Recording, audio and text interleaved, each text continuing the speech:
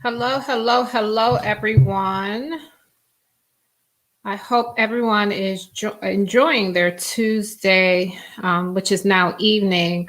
I just want to pop on here real quick to give you some mortgage forbearance update. There was a lot of uncertainty as we kind of went into this COVID-19, and the government and a lot of these different entities were saying not to make your mortgage payment.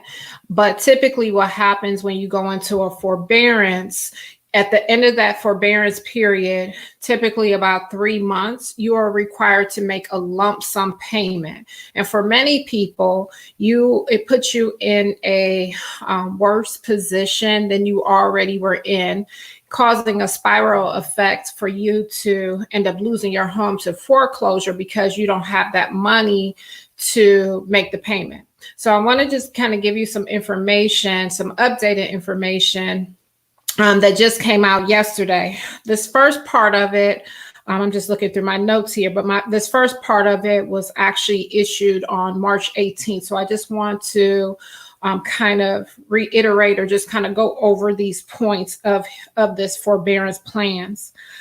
So initially, when they rolled this forbearance out, they said that this was going to last for a 12-month period. So if you needed some sort of relief, it was going to cover you for 12 months of doing a forbearance, right? So with that 12-month period, this is for owner-occupied properties, or this is for properties that you may hold and that you have a mortgage on, that you have renters living in. So this forbearance period can qualify. It does not have to be your main residence. It can be an investment property, a rental property, or whatever for you. You do not have to be living in there. So in addition to all of that, they were waiving any assessment fees, penalties, or late fees against the borrower. And I'm looking directly on the Freddie Mac website. If you just want to kind of look over this information, you want more detail, you can send me a message. I'm happy to provide you with this information as well, or the link as well.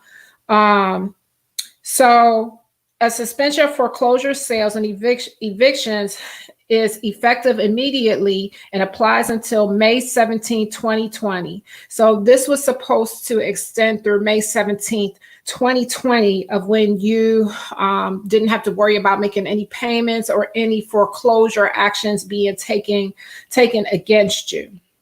So that piece of it was already out there, and that was from March when they put out that information. Yesterday, Freddie Mac made an announcement that I want to share with you, that they are going to roll out some payment options for you. So you don't have to be worried about, oh my goodness, now I have to make 3 months payment at the end of this. And sometimes they were doing 6 months, and in some cases 12 months of a forbearance. So you don't have to worry about that any longer. That's if you have a Freddie Mac on loan. And if you are unsure if you have a Freddie Mac on loan, then you can call your mortgage company to ask them if it falls under these guidelines. So one of the options is for a full repayment, known as a reinstatement. You'll be able to pay back the missed payments and quickly get back on track. They are also offering a repayment plan, which will help you gradually catch up on the payments by making your monthly regular payment plus any additional amounts on there. Or a modification is also available for you. Through the modification, they may put you through like a 3-month after your forbearance is up. They will typically put you through a trial period of about 3 months. After that trial period, that will become your regular payment. What that does for you oftentimes is reduce the monthly interest that they charge on the payment and your monthly payment to make it more affordable. That balance that's on there, they usually move that to the back, and that's how they work that piece of it out. on that modification. It just reduces your monthly mortgage obligation on there. So I just wanted to jump on here and share that information with you. That is big news, because I know a lot of people were struggling with the fact that, oh my goodness, I'm already having this hardship. I don't want to lose my house, but when I get to the end of this, am I going to be required to make one lump sum payment?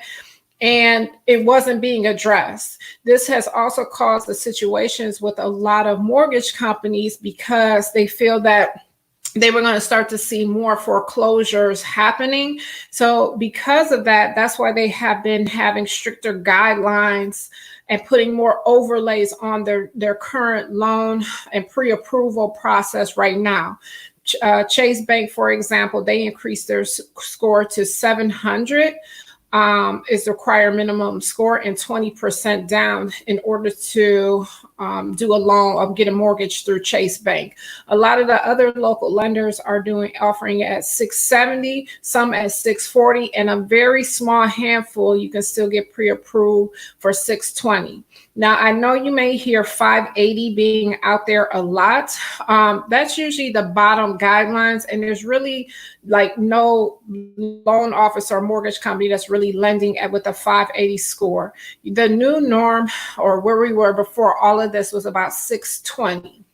But if you are struggling making your mortgage payment, you still haven't filed for forbearance, and this is something that you want to do, please send me a message and I can help you through the process of processing your paperwork for you to make sure everything is all in order.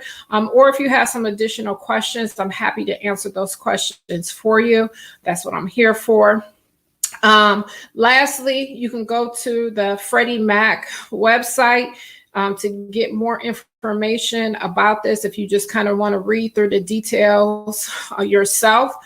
Freddie Mac and Fannie Mae are constantly updating their websites, just anytime changes are happening or when they make a final new update or ruling on mortgages. So again, you can give me a call at 216-220-7886. And thank you for joining me. Just let me know if you have any additional questions.